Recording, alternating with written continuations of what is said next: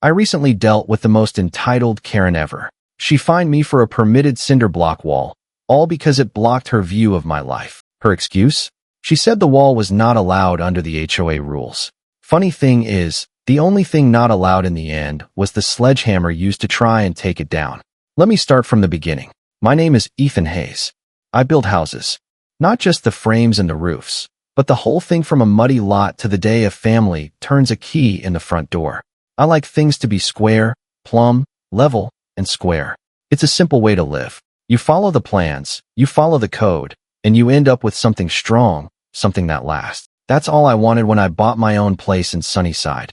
A little patch of quiet, a yard that didn't need much, and neighbors who kept to themselves.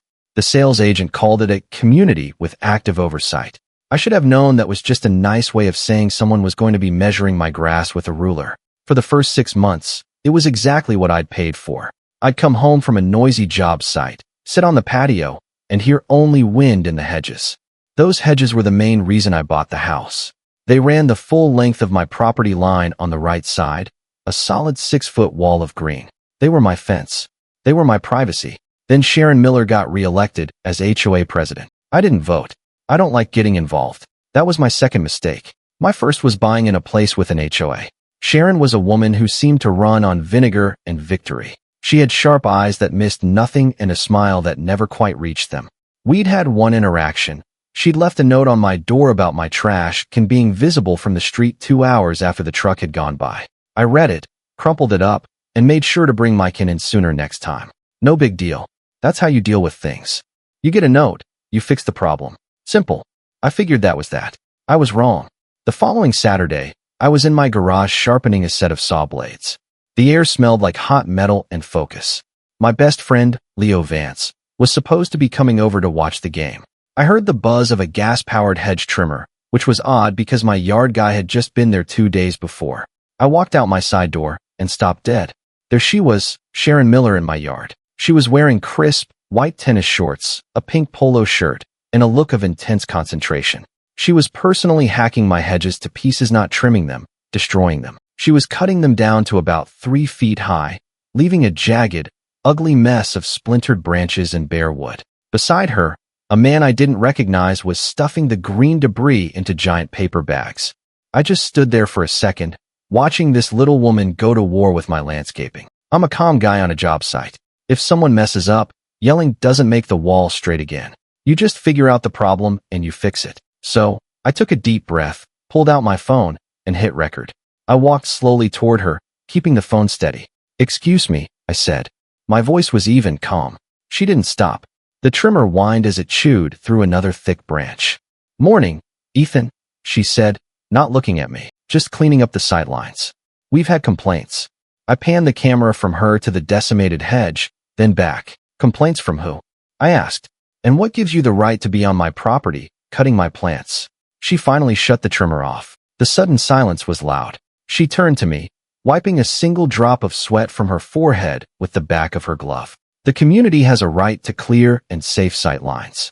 Your overgrown bushes were a hazard. We can't have the street looking blue-collar," she added, like it tasted bad. She said bushes, like it was a dirty word. "They're hedges," I said. "They're on my property. The rules list hedges as allowed up to 6 feet with corner setbacks. Mine met both. They were here when I bought the house. 6 feet, within code." Her smile got tighter. "The board has discretion, Ethan." "Discretion isn't a tape measure," I said. "Your own rule book sets the height." And the board decided they were a problem. The man with her, who I later found out was her brother-in-law, just kept bagging, not making eye contact. I held up my phone. The little red light was on. "You know I'm recording this, right?" For the first time, she looked a little flustered, just for a second. Then the steel came back. "Go right ahead. It just shows an HOA president taking proactive steps to ensure community safety." She fired the trimmer back up. The noise was like a challenge. I kept recording. I thought about calling the cops for trespass right then, but I wanted clean proof. Record first, report with paperwork. I filmed her gutting another 10 feet of my privacy screen. I filmed her brother-in-law hauling the bags to a truck parked across the street. I filmed the ugly, raw stumps she left behind. I zoomed in on the property marker, the little metal stake in the ground showing the hedge was clearly, without a doubt, on my side of the line. I stood there until she finished the entire 100-foot length. When she was done, she gave me a curt nod, as if she'd done me a favor. Then she and her helper left. I stood alone in my yard next to the wreckage. The game was going to start soon. I could feel the anger, a hot coal in my gut. I wanted to yell. I wanted to throw something, but I didn't.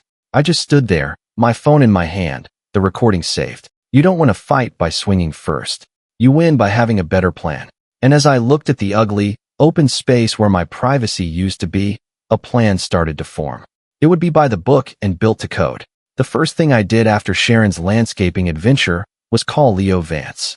He's a plumber, so he understands two things very well: how things connect and the fact that messes always flow downhill. I sent him the video. His text back was simple: I have a shovel. Say the word. I appreciated the sentiment, but that wasn't the plan. My way of dealing with a problem isn't to make a bigger one. It's to build a solution so solid that the problem can't touch it. I told him to come over anyway. I needed a second set of eyes, someone who wasn't simmering with a low-grade fury. While I waited for him, I went inside and printed out the entire Sunnyside HOA covenants, conditions, and restrictions, all 112 pages of it. I got a yellow highlighter and a red pen. I build houses for a living. Reading dense, boring documents filled with rules is basically my job description. It's the same as reading a blueprint. You're looking for the load-bearing walls, the support beams, the things that hold the whole structure together. And you're looking for the weaknesses. Leo arrived with a six-pack and a grim look on his face. Man, he said, standing where the Hedges used to be. She really did a number on this. You want me to go talk to her husband? I shook my head. Nope. We're going to beat her with the rule book. Her own rule book. We sat at my kitchen table. The pages of the HOA bylaws spread out between us. I read. He listened. It was all in there. Page 47, Section 8, Subsection C, Fences and Walls. It laid out the rules for materials, height, and setbacks. A solid masonry wall was perfectly acceptable. Maximum height was 6 feet. It had to be 3 feet from any public sidewalk. My property line was a full 10 feet from the sidewalk. Perfect. Then I found the real gem. Page 98, Section 14, Subsection A, Architectural Review. Any exterior modification required an application to the Architectural Control Committee, or ACC. The committee had 14 calendar days to respond in writing with an approval or a denial. If they failed to respond within 14 days, the application was automatically approved as submitted. Bingo. That was the weak point in her fortress. Neglect. Arrogance. The next morning, I introduced myself to my next-door neighbor on the other side, a quiet man named Arthur. I'd seen him getting his mail. We'd waved, but never really spoken. I knew he'd been in the neighborhood for a long time. It turned out Arthur was a retired accountant who had, for one miserable year, served as the HOA treasurer under Sharon. He quit after seeing how she ran things. He invited me in for coffee. His house was immaculate, organized. He listened to my story and just nodded slowly, like he'd been waiting for someone like me to finally show up. Her name is Sharon Miller, he said, stirring his coffee. But we all call her Queen Sharon. She runs this place like her own little kingdom. The ACC is just her and 2 of her best friends. Different group than the elected board, but Sharon runs both. So a no from one is a no from her. They deny things for fun. They approve things for their friends. It's a joke. He looked me dead in the eye. She uses fines to punish people she doesn't like. The books are a mess. Money goes into a general fund and just sort of disappears into landscaping projects and administrative fees. The landscaping is usually done by her brother-in-law's company. I thought of the man bagging my hedges. Of course, Arthur became my first real ally. He couldn't fight her openly. He was retired and just wanted peace. But he could give me information. He told me about the 14-day rule. She relies on intimidation, he explained. People submit a plan, she ignores it, and they just give up. They're afraid to build anyway because they know she'll find them into the ground, legal or not. No one has ever called her bluff. Well, I'm a contractor. My entire business is about calling bluffs. I deal with suppliers who say they can't deliver, inspectors who find problems that aren't there, clients who change their minds every 5 minutes. This was just another job site, and Sharon was just another obstacle. A big, loud, hedge-trimming obstacle. I spent the next 2 days creating my application. It wasn't a simple drawing on a napkin. It was a professional blueprint. I drew up a full set of plans for a 6-foot-high, 100-foot-long cinder block wall. I included the type of block, the kind of mortar, the depth of the footing, the rebar schedule, everything. I even included the county building code sections that it complied with. It was the same kind of plan I would submit to a city planning department to build $1 million house. It was airtight. On Monday morning, I made 3 copies, 1 for me, 2 for them. I walked to the official HOA drop box, which was just a slot in the door of the community clubhouse. Before I put the envelope in, I took out my phone. I recorded myself showing the date on my phone screen, then a close-up of the completed application, then myself sliding the thick envelope through the mail slot. I even narrated it. Ethan Hayes submitting ACC application for a masonry wall at 123 Sunny Lane, October 5th, 9:02 a.m. It felt a little silly, but documentation is everything. You don't build a house without a permit, and you don't go to war with an HOA without a paper trail. The envelope slid into the dark slot with a soft thud. The clock was now ticking. 14 days. I knew she wouldn't answer. She was too arrogant for that. She thought she'd already won when she cut down my hedges. She had no idea I was about to build a castle. The next 2 weeks were the quietest kind of war. I went about my business, heading to job sites, coming home, and keeping an eye on my mailbox. Nothing. Not a letter, not an email, not a phone call from the HOA. It was exactly as Arthur, the accountant, had predicted. Sharon and her committee were ignoring me, assuming I was like everyone else who would just get tired and give up. Every evening, I'd sit on my back patio, looking at the ugly, butchered remains of my hedges and the wide-open view into my neighbor's yard. Privacy gone. Time to build. Leo Vance called every few days. Heard anything from the Queen? He'd ask. Not a peep, I'd say. Good, he'd reply. Let the silence do the work. He was right. Her silence was my permission slip. Her arrogance was my green light. On the morning of day 15, I woke up before the sun. I drank my coffee, and then I walked out to my truck. My application, as per their own rules, was now officially approved by default. It was time to build. I'd already pulled the county's minor structure permit and called 811 to mark utilities. Building something with your own hands is good for the soul, especially when you're building it out of spite. Well, not just spite principle. There's a difference. I had all the materials delivered that morning. A mountain of gray cinder blocks, pallets of mortar mix, and bundles of steel rebar. The delivery truck driver whistled when he saw the order. Building a fortress? He asked with a grin. Something like that, I said. The first step was the hardest, digging the trench for the footing.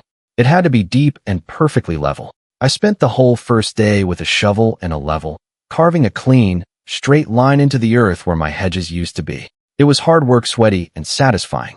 Every shovel full of dirt felt like I was digging a grave for Sharon's petty tyranny. The fence-sitter neighbors, a young couple named Paul and Jessica, watched from their window. I gave them a friendly wave. They gave a hesitant one back. They didn't want to get involved, and I didn't blame them. Once the trench was dug and the rebar was laid, it was time for concrete. I didn't mess around with mixing it myself. I had a small cement truck come in. The rumble of the truck brought Sharon out of her house across the street. She stood on her perfect green lawn, arms crossed, watching the gray slurry pour into my foundation trench. She had a look on her face like she just smelled something rotten. I didn't look at her. I focused on my work, smoothing the concrete, making sure it was perfect. The foundation is the most important part. If your foundation isn't right, nothing you build on top of it will ever be straight. It's a good metaphor for life. Once the concrete was cured, the wall went up fast. I gave it a full day to set before I laid the first course. It was like a rhythm.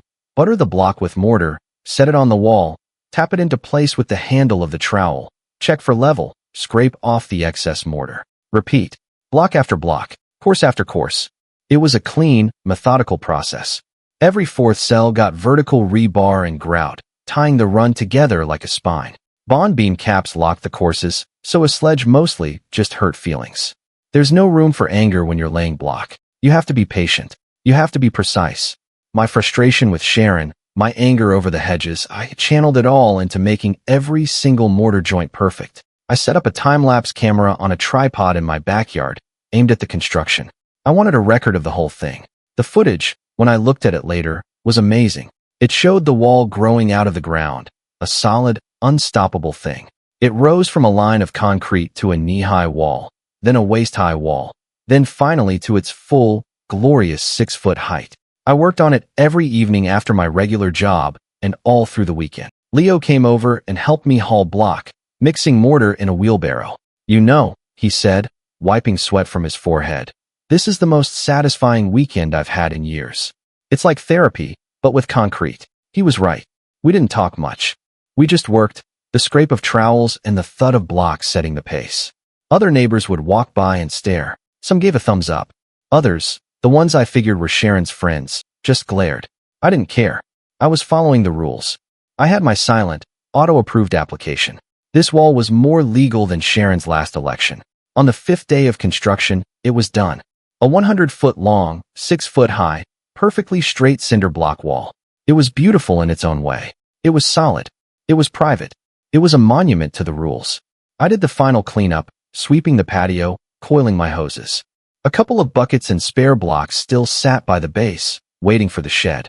I took a step back and admired my work. It was a damn fine wall. Just then, a car screeched to a halt in front of my house. It was Sharon. She stormed out of her car and marched right up to the wall, her face the color of a ripe tomato. "What is this?" she shrieked, her voice cracking. I just looked at her, then at the wall. I gave her a small, polite smile. "It's a wall," I said calmly. It was approved. On October 20th, a spare sledge leaned against the stacked blocks. Sharon snatched it up, jabbing the head at the wall like a threat. I didn't move. Neighbors looked over the fence. Leo, stacking spare blocks, murmured, "Smile, queen. This is your good side." She set it down hard, metal ringing on concrete. "Cinder blocks? This isn't a prison," she snapped. "Good news," I said.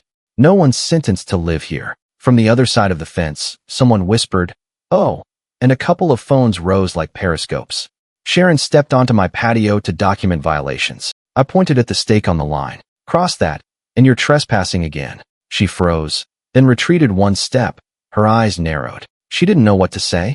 She had ignored the application, and now the result of her neglect was many tons of concrete and blocks standing on my property line. She had no one to blame but herself. And I knew, looking at the pure rage in her eyes, that this was far from over. She had just lost the first battle, and she was already planning the next one. Sharon did not take the appearance of my wall well. For a few days, all I got were dirty looks as she drove by. I saw her pacing in her front yard, talking angrily on her phone. I imagined she was combing through the HOA rule book, trying to find a loophole, a technicality she could use to attack my wall. But my plans had been too thorough. The construction was too perfect. She had nothing. A normal person would have accepted defeat and moved on. Sharon Miller was not a normal person. If she couldn't tear my wall down, she was going to find another way to get to me. Her solution was both petty and brilliant in its awfulness. About a week after I finished my wall, a different crew of workers showed up. Not my guys, not professionals. This was her brother-in-law's crew again. They started building something on the sliver of common property right next to my wall. That strip is a drainage easement the HOA maintains. No one builds there without a county permit. At first, I thought she was building her own fence, but it wasn't a fence. It was a monstrosity. They were building what I can only describe as a spite fence. It wasn't solid. It was a bizarre, ugly lattice structure made of cheap, untreated lumber, and it was taller than my wall. They just kept adding sections on top of each other. By the end of the first day, it was already 8 feet high, casting a long, ugly shadow over my back patio, where I like to drink my coffee in the morning. By the end of the second day, it was a staggering 10 feet tall. It looked ridiculous, like a giant, unfinished tic-tac-toe board. It blocked the sun. It killed the grass beneath it, and it was clearly, wildly illegal. The HOA rules she loved to quote at everyone else were perfectly clear. No structure over 6 feet. She was breaking her own primary rule in the most visible way possible. She was telling the whole neighborhood that the rules were for them, not for her. The fence-sitter neighbors, Paul and Jessica, were now getting a full view of this ugly thing from their kitchen window.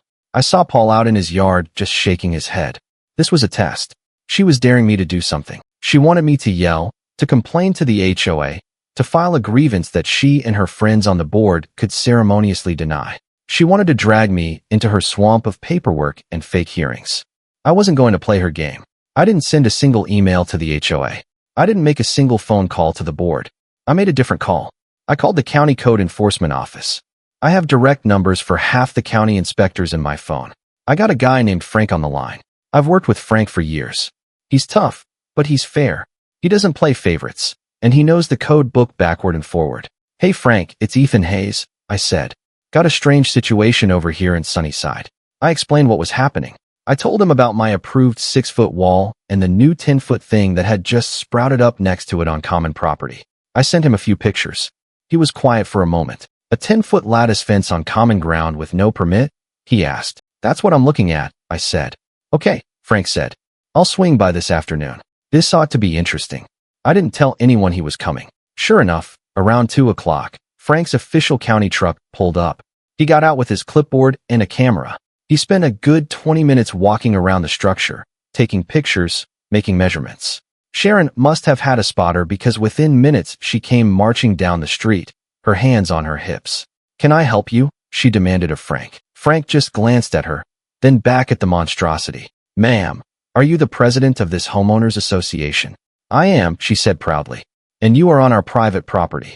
And you have an unpermitted, 10-foot tall, illegal structure on your private property? Frank said flatly, not even looking at her. He just kept writing on his clipboard.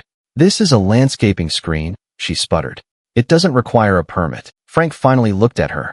He had a tired expression, the look of a man who has heard every excuse in the book. Ma'am, anything over 7 feet requires a permit from the county. Period. This thing is 10 feet tall and looks like a strong wind would send it straight into this gentleman's yard, he said, pointing at my house. It's a safety hazard. You're in violation of County Codes 14A and 22C. You'll be receiving a citation in the mail. You have 14 days to remove it or bring it into compliance, which is impossible since the county doesn't permit 10-foot fences next to residential property lines. After that, it's a $500 a day fine. Ma'am, Frank added, that structure fails code, gravity, and taste. He tore the top sheet off his clipboard and handed it to her. It was a stop work order. Her face went from red to a pale, blotchy white. She had tried to use the rules to trap me, and instead, I had used a bigger, more powerful set of rules to trap her. She was staring at a piece of paper she couldn't ignore from a man she couldn't bully. I stayed on my property the whole time, just watching from my doorway. I didn't say a word. I didn't have to. The beautiful, official piece of paper in Sharon's hand said it all. But I knew her well enough by now to know this wouldn't be the end. She was cornered, and cornered animals are the most dangerous.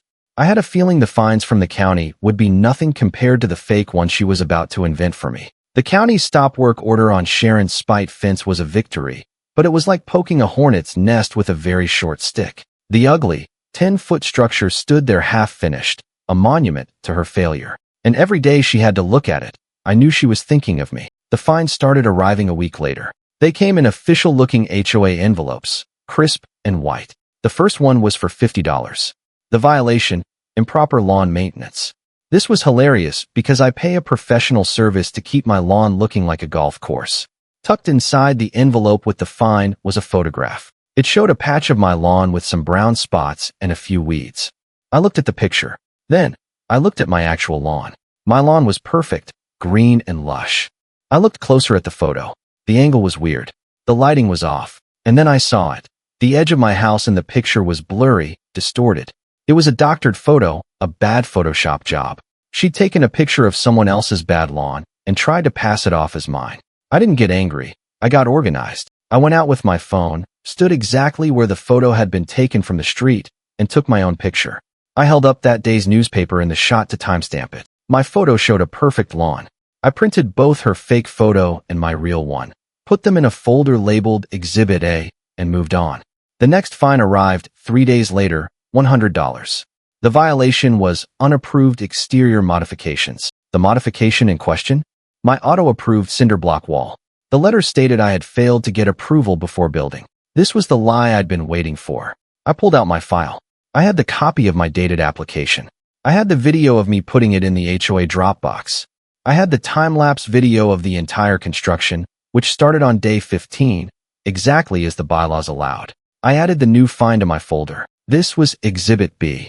This was a full-on paper assault. Sharon was trying to bury me in fines, hoping I'd either pay up to make her go away or just get so frustrated I'd sell the house. I talked to Arthur, the retired accountant. He came over and looked at the notices. He just shook his head slowly. This is her classic move, he said. She sends the fines, then she sends a letter from the HOA's lawyer, then she puts a lien on your house. Most people panic at the word lien and just write a check. A lien is a legal claim against your property for an unpaid debt. It can stop you from selling your house. It's a serious threat. But is it a real lien? I asked. Arthur smirked. It's a real piece of paper, but the debt behind it is fake. The whole process is bogus. She's counting on you not knowing the difference and not being willing to hire a lawyer to fight it. He told me that to fight it, I'd need a mountain of proof. Good thing I was already building one. The final straw came a week after that. It was a certified letter. Inside was a formal notice of lien against my property for unpaid fines and fees, totaling $1,500. There had been no hearing, no board vote, no chance to appeal. Our state law needs all three in writing before a lien. She had just invented a bunch of other violations, things like improperly stored recycling bin and oil stain on driveway, and lumped them all together. It was a work of fiction, a complete fabrication. But the threat felt real. My house, the biggest thing I owned, was now being legally threatened by this woman's lies. Leo Vance was furious. That's it, Ethan. This is harassment. We've got to do something. I told him I was. I was doing something my way, following the rules, building a case. I knew this was getting more serious, though. A woman willing to fake legal documents is a woman who is getting desperate. Desperate people do unpredictable things. I decided it was time to upgrade my security. I'm a contractor, so I know a bit about everything. I went online and bought a set of small, high-definition security cameras, the kind that are easy to hide. They were motion-activated and recorded to a hard drive I kept in my office. I spent a Saturday installing them. I put one under the eaves of my roof, aimed at the front of the house and the street. I put another one in the corner of my yard, giving me a perfect, wide-angle view of my new wall. I put a third one on my back porch. They weren't big, obvious domes designed to scare people off. They were small and discreet, designed to catch people who thought they weren't being watched. As I was up on the ladder positioning the camera overlooking the wall, Paul and Jessica, the fence sitters, were in their backyard. Paul called over. Hey, Ethan, putting in some cameras? I nodded. Just being careful, I said. He looked over at Sharon's 10-foot-tall wooden monster, then back at me. Don't blame you, he said quietly. This whole thing is crazy. If you ever need anything, let us know. We see a lot from our kitchen window. That was the first time a neighbor had offered any kind of support. It was a small thing, but it meant a lot. It meant I wasn't entirely alone. I finished my camera installation, checked all the angles, and made sure the system was recording. I had a feeling I was going to need them very soon. The paper war was ending, and I was pretty sure something else was about to begin. The pressure was starting to build. It wasn't just the fake fines or the bogus lien anymore. It was the feeling of being watched. Every time I left my house, I'd see Sharon's curtains twitch. When I mowed my perfect lawn, she'd stand on her porch and glare. It was a constant, low-level war of nerves. The question floating in the back of my mind was the one I kept asking myself. Can a good man stay good under this kind of pressure? It would have been so easy to stoop to her level. Leo Vance had a list of ideas. We could order 100 pizzas to her house, he'd suggested one night over the phone. We could sign her up for every piece of junk mail in the world. We could put a for sale sign on her lawn with a crazy low price. I'll admit, it was tempting. The idea of some small, petty revenge was a sweet thought. But that wasn't me. I build things, I don't tear them down. My whole life is based on following a plan, on doing things the right way, not the easy way. If I started playing her dirty games, then I was no better than her. I would lose the one thing she couldn't take from me, my integrity. I sent every dispute by certified mail, photos, timestamps, the bylaw page stapled on top. Arthur circled numbers. I licked stamps, and somewhere a paper shredder wept. Facts, not volume. I knew I was pushing her into a corner. The county was now sending her daily fine notices for her ugly spite fence, which was still standing. My certified letters were dismantling her fake fines one by one. She was losing her power, and a person like Sharon can't handle that. The control was slipping from her fingers, and I could feel the change in the air. The glares got darker. The whispers from her friends on the street got louder when I walked by. I was becoming the villain in the story she was telling everyone. The rogue homeowner who refused to follow the rules. The irony was so thick you could cut it with a saw.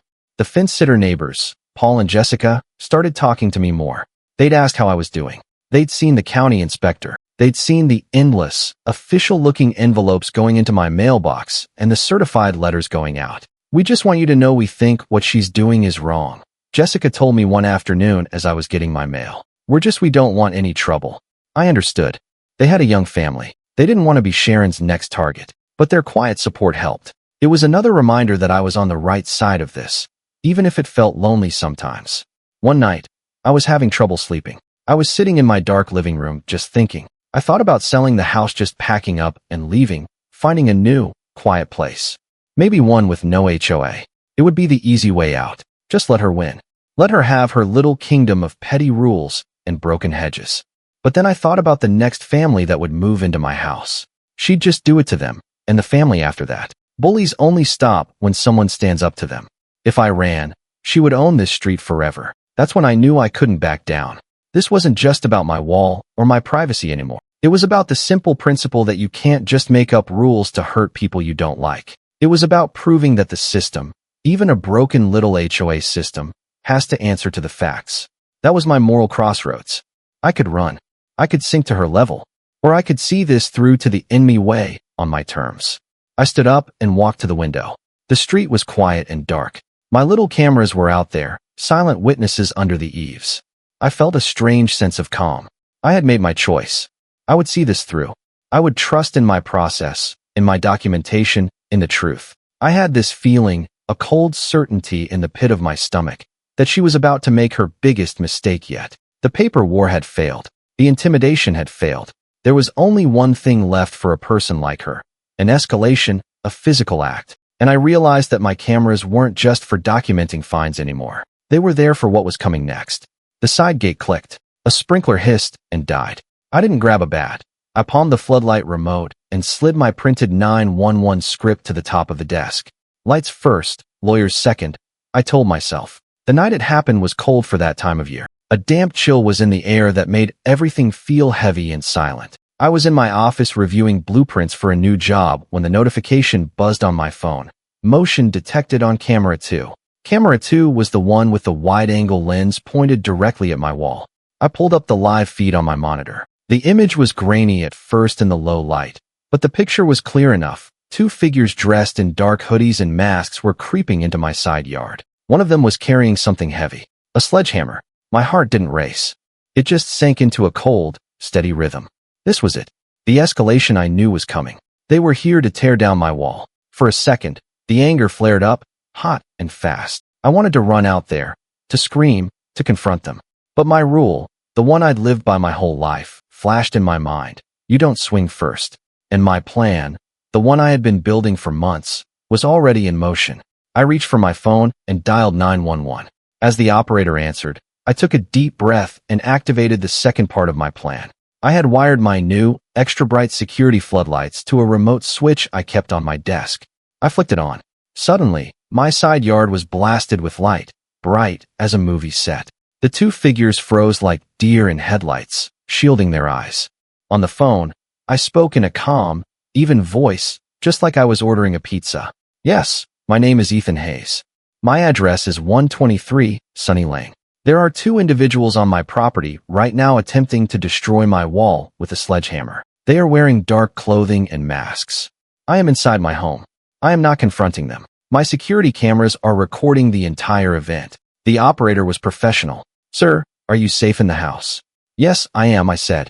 The police are on their way. Stay on the line with me. On my monitor, I watched the scene unfold like a silent movie. The two vandals were confused. The light was blinding them. One of them, the one without the sledgehammer, seemed to panic. He started pulling on the other one's arm, wanting to run. The one with the sledgehammer was more committed. He seemed angry. He hefted the heavy tool and took a wild, clumsy swing at my wall. The sound of the metal head hitting the solid block was a dull thud, not the crash he was probably expecting. Somewhere, a warning felt seen. It was built to last. I described everything to the 911 operator. One of the suspects is now striking the wall with a sledgehammer. He is approximately 6 feet tall, heavy build. The other is smaller. The man swung again, a furious, frustrated blow. He was making a lot of noise. Lights started coming on in the neighboring houses. I saw a curtain twitch in Paul and Jessica's kitchen window. Then I saw the telltale blue glow of a smartphone camera lighting up their window pane. They were recording, too. Good for them. The sound of sirens started as a faint whisper in the distance, then grew louder, fast. The two vandals heard it, too. The one with the sledgehammer dropped it with a loud clang. They turned to run, but they were clumsy and panicked. They tripped over each other, scrambling back towards the street. They didn't get far. Two police cruisers came around the corner, their tires squealing slightly on the pavement. They didn't even use their flashing lights until they were right on top of the scene, pinning the two figures in their headlights. The officers were out of their cars in a second. "Police, get on the ground. Show me your hands." The two would-be destroyers gave up immediately. They dropped to their knees, hands in the air. It was over in less than a minute. The whole confrontation, from the moment they stepped on my property to the moment they were in handcuffs, was maybe 3 minutes total. It was brief. It was decisive. And I hadn't laid a hand on anyone. I stayed on my property, on the phone with 911, and let the system I trust do its job. I stayed on the phone with the operator until the officers had the situation fully under control. "Sir, an officer will be at your door in a moment to take your statement," she said. "Okay, thank you," I replied and hung up. I walked to my front door and opened it. The flashing red and blue lights washed over the quiet street. Neighbors were starting to gather on their lawns, whispering. One of the officers walked up my driveway. He was young, professional. "Are you Ethan Hayes, sir?" "I am," I said. "Thank you for coming so quickly." He gestured toward the two men, now sitting on the curb in handcuffs. The other officers had pulled their masks off. "Can you identify these individuals?" he asked. I looked. Under the harsh glare of the police lights, their faces were pale and scared. One was a young kid, maybe 20. The other was an older man, someone I recognized. He was one of the two people who sat next to Sharon at every HOA meeting. He was a board member, and the kid had Sharon Miller's sharp eyes. It was her nephew. My plan had worked perfectly. I had them. And I had a feeling that when the police looked at their phones, they'd have her, too. The aftermath of the failed sledgehammer attack was a whirlwind of quiet, official activity. The police were incredibly thorough. I gave them my statement, explaining the months of harassment from Sharon and the HOA. I didn't editorialize. I just gave them the facts. The destroyed hedges, the bogus fines, the fake lien, the illegal spite fence. I had all the paperwork ready in a neat folder. Then I gave them the main course, a USB drive with the complete, high-definition video of the attack. It had everything. The clear shots of them entering my property, the blinding floodlights, the pathetic swings with the sledgehammer, their panicked retreat. I also mentioned that my neighbors, Paul and Jessica, had likely recorded footage as well. The officers took my drive and went to talk to them.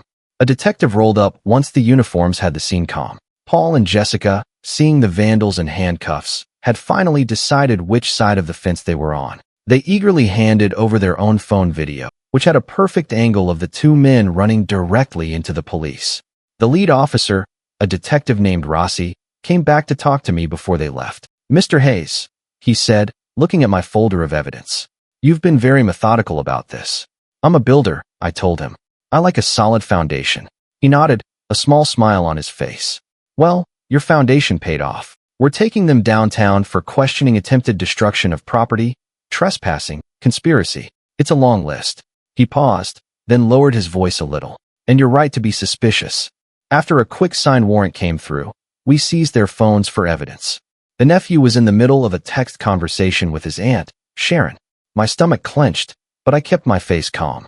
This was the linchpin, the direct connection. She was asking if the problem was handled yet. Rossi continued. His last text right before we arrived was, "Working on it." That, combined with your history of harassment, makes this a much bigger case. He promised to keep me updated, and then they were gone, taking Sharon's nephew and her loyal board member with them. The quiet that descended on the street felt different this time.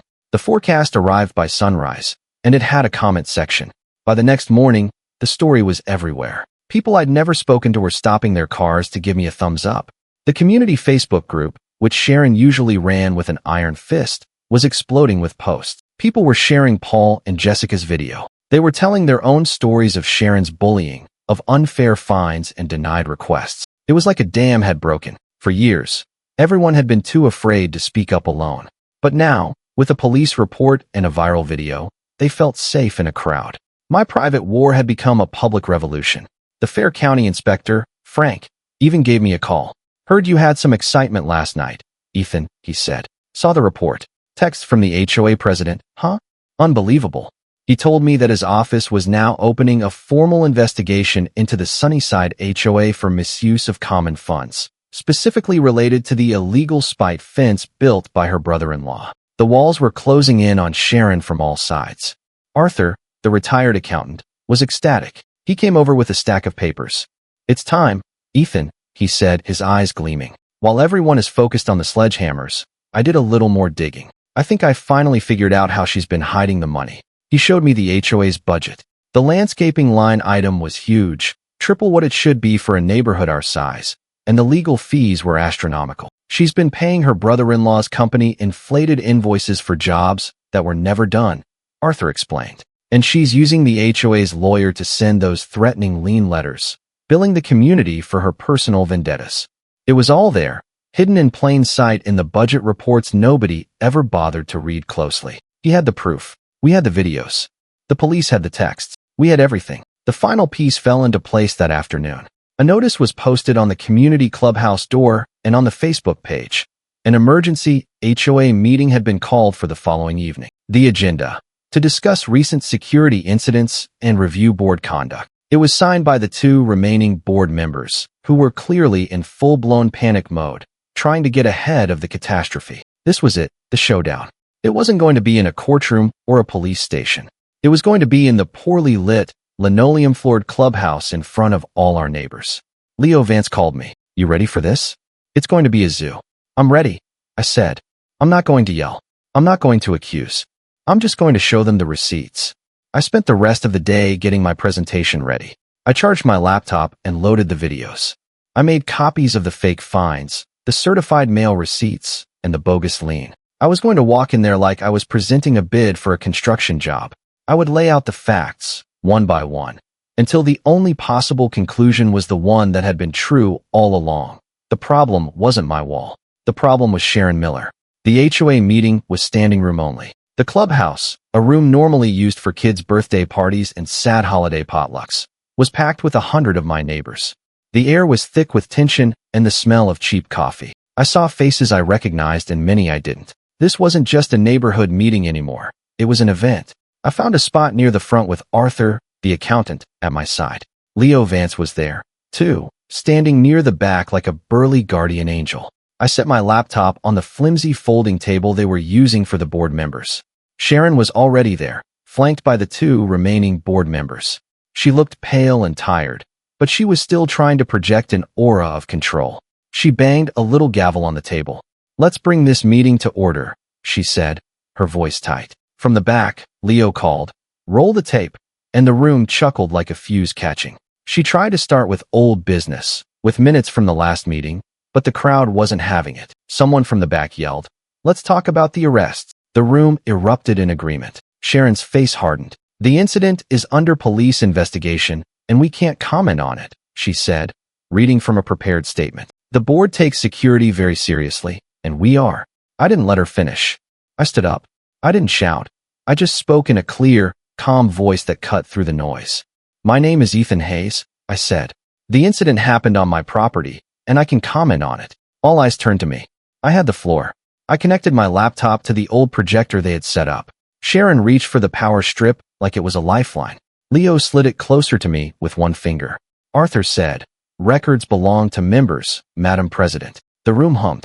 The first image that popped up on the screen was a beautiful, sunny picture of my Hedges, taken the day I moved in. "This was my property 6 months ago," I said. Then I clicked to the next slide. It was the video of Sharon herself, in her pink polo shirt, hacking those same Hedges to pieces. The crowd gasped. I had a timestamp from the video file displayed in the corner. "This was the first unapproved modification and act of vandalism," I said calmly. I walked them through the whole story, step by step, with visual aids for everything. I showed the slide of my professional, detailed application for the wall. I showed the video of me submitting it on October 5th. I showed the bylaw, the 14-day auto-approval clause, and said, I started on day 15. Then I put up the pictures of the fake fines. I showed the doctored photo of my lawn next to my own time-stamped photo of my perfect lawn. People in the crowd started laughing. I showed the bogus lien notice. That's when Arthur stepped forward. He didn't use the projector. He just handed out a one-page summary of his findings on the HOA budget. "I'm a retired accountant," he said simply, "and these are our numbers. We have paid Sharon's brother-in-law over $50,000 this year for landscaping. We have paid the HOA lawyer $20,000 to send threatening letters to residents like Mr. Hayes. Our reserve fund is nearly empty." A wave of angry murmurs swept through the room. Then, I played the main event, the footage from my security camera. The room went dead silent as they watched the two masked figures creep into my yard. They saw the floodlights snap on. They heard the sickening thud of the sledgehammer hitting my wall. They watched the two cowards run, only to be caught by the police. I paused the video on a crystal-clear shot of the unmasked vandals, her nephew and her fellow board member. "This is not a security incident," I said, my voice low and steady. "This was a planned attack ordered by a member of this board." Sharon jumped to her feet. "That is a baseless accusation. You have no proof," she shrieked. It was the moment I'd been waiting for. "Proof?" I asked. I looked around the room. The police have the phones and the text. They have the text messages from Aunt Sharon asking if the problem was handled. Detective Rossi of the county police department would be happy to confirm. The name of a specific detective, a real person they could call, landed like a bomb. It was over. The bluff had been called. Our bylaws allow removal by a majority of members present at a properly noticed meeting. The sign-in sheet showed quorum. The room exploded. It wasn't anger anymore. It was pure, righteous fury. People were shouting, demanding she resign. One of the panicked board members, a man named Walter, grabbed the gavel. "A motion has been made from the floor to remove Sharon Miller as president. Do I have a second?" A dozen hands shot in the air. All in favor. Nearly every hand in the room went up. All opposed. Sharon stood alone, her hand not raised, her face a mask of disbelief. Walter banged the gavel. "The motion carries.